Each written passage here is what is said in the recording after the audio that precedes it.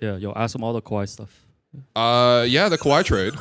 You know you're gonna be asked about the Kawhi trade for like the rest of your life. You know what I mean? Like this is like That's your masterpiece, bro. that's one of the masterpieces. Okay, But that's your Picasso, bro. There's more on the way. But so as the story goes, you guys obviously are in the hunt. Kawhi was available for like a year, and the situation with San Antonio was kind of crumbling a little bit, and it just so happened that you were really good friends with the San Antonio GM, and I guess. There's probably been some stuff reported, but can you tell us, like, I guess the scope and the timeline of how that all came together, and maybe that moment where it was like, it's real, like it's going to be Toronto, and you guys see the opportunity where you can take the team that was already really good, but flip it into an instant contender. So you take back to those teams, right? 17, 18. I think we made the conference finals one year. Yep. We lost in the second round, twice. The LeBron 1-footer, wrong foot off the glass in Cleveland. What was your reaction to that, by the way? I think you can see me. There's like, if you ever, really? Because I walk down the aisle. Oh man. Okay, and I look up, like right behind our bench, and I'm watching him come, and he hits it, and I think you can just see me go like this, and I just walk into the tunnel. Yo, no disrespect to the city of Cleveland too, because like I was there covering that. There was not much to do there. No. I just went to the Jack's Casino after downtown. I sense a theme here with you. There's another question about casinos coming up too, actually. But okay, so Kawhi, a couple good Kawhi ones were so a good story is that first job I took after DC. I was 21. I was an intern with the Orlando Magic, and Brian Wright also happened to be an intern. And so at the time, fast forward 15 years, and me and Brian Wright are doing the Kawhi deal. So I think it's sort of one of those serendipitous, but also like I always tell people, young people, when you're coming up, is like hang with your crew. Like stop trying to get the attention of everyone who's older than you and the elder ones, because like you and your crew are going to be the ones that like sort of rise in power and become, and sort of like don't always sort of seek the approval of everyone above you. Like create your little group and go. Anyway, so I thought that was sort of good with Brian. Is like there's a long history of trust. So I think the deal happened like July 17th, but I always think back. We were in Vegas for a draft workout, and Brian was there, and I was kind of sitting back, like standing back off the court, and Brian kind of does this like little moonwalk to me. He like kind of like, and he's like, "Hey, Kawhi, like, hey, are you guys interested?" And I remember like that was the first thing where like he sort of approached us, and you always want that sort of negotiating wise to be like, okay, like he knows something on our team that he wants, and sort of for him to come. And I was like, okay, so like I remember that being in May, where I was like, okay, they're interested.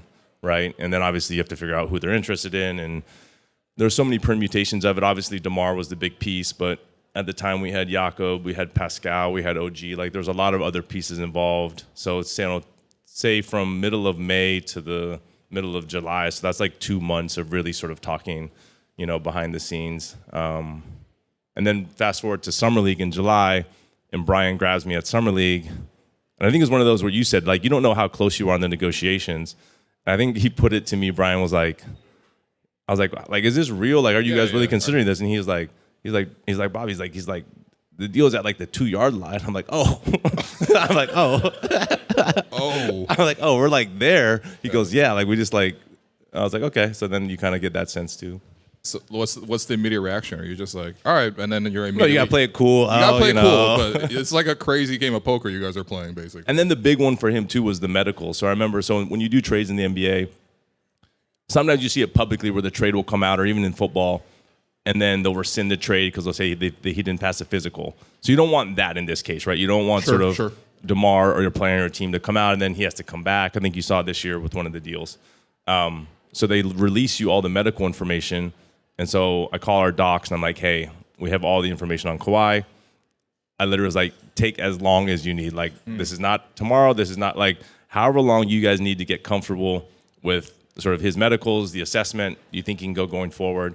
I think maybe it took him 36, 48 hours, and so we're just kind of hanging out. And I remember that call was like the huge call with our medical team. It was like, basically, how do you guys feel about it? And so, obviously, we had some background information too. We had some people in San Antonio who were like, I think at that point the relationship had fractured, and so they were like, he's fine. Obviously, he has some things to deal with, but he can play. So, man, I don't think that story's been told anywhere else, man. Yo, Jerome, post that right now. TikTok camera right now. Well, hold on. I got more questions about this. Yo. There's an infamous photo. So when that trade, because The hostage photo? the reporting around it was like, he may not show up, or like, did he clearly want to go to LA? Did he want to go That was to all Toronto? Chris Haynes, man. Let's leave names out of it, but absolutely. And so it didn't feel real until a photo emerged with you, Masai, and then Kawhi in the middle. And I'm not saying it looked like a hostage photo, but It's as hostage as this right now, man. honestly, we can recreate it right now, But Yeah, that was. what was his initial reaction? Like once you guys got to talk to him and get a sense of like, He's such a talkative guy too. he's sort of like, okay. I'm thinking it back with you guys. So we knew who he was coming, but there was this whole narrative of he's not going to show up, right? So I used to work at the league, and so I kind of know. I was like, Masai kept asking me. I'm like, he's coming because like there's 20 million. Like if he doesn't come, like he's just not going to get paid, right? And like there's, there's some of that. Like maybe he'd be a holdout. I think you see it in other sports. I was just like, the NBA is not really that much of a holdout sport. It's just not sort of culturally what they do. So, but at the same time, I was like, okay, we hadn't really talked to him. I spoke to him on the phone once, but I had to speak to him on the phone through Uncle Dennis's phone. Like I didn't even have his number. It was like call Uncle Dennis if you want to talk to Kawhi. That's what I say. You got to call Alex to get to me. So Similar type. Similar. It's actually true. I'm not kidding. Okay, so we're in there. We meet with him, and we're showing him the facility. This is at OVO, and you can kind of see him. Like, okay, I kind of see what's going on. And I think there was a moment. I don't know who either me or Masai asked, and we were like, "Hey, let's grab a photo." And it was one of those like, especially with Kawhi, where you're like. And he kind of like smiled, and that's when he like put his arms. And I think we're like, okay, we're good. It was wow. Because he had like a half smile. It was kind of like no, but he gave a bigger smile when we asked. Oh, okay, all right. I mean, hey, it all worked out. Like we're gonna talk about this trade forever, basically, because that 2019 team, and I think, especially here in Toronto, I don't know if enough people tell you this because you weren't here in Toronto beforehand, but like. People did not have this level of expectation about the Raptors before, Like when you guys won, for the first season you guys took over, you guys won 48 games in 2014. Like that was a championship. Like a smaller one, but like, and then when you guys won 50 games, it was like, that's another championship. When you won number 1 in the East, that's another championship. And like, even until the point where you're in Golden State and there's like that absurdly long review at the end there, because the Raps are up 4 and it was like 0.9 seconds, like the game's over, but they had the review. And I'm sitting there, I'm like, holy, like this has actually come real. Like this is why there's so much affection for all of us in the city for this team, but especially for this group that you guys put together. Because, like, just to put into context, that is something we'll always talk about. And hopefully it's not the only championship we ever talk about, but it kind of opened our eyes to like what's actually possible. And that's why we're also that's why people are here, honestly. Most people aren't going to come for a live show here. We're not going to sell out a live show for a GM somewhere else. It was free. Okay. They still showed up. Come on. Time is money, my friend. Money is money. Okay, fair. But seriously. But thank you, Bobby. Thank you. Really, That's, Why do we rate? Round of applause. Another applause for Bobby.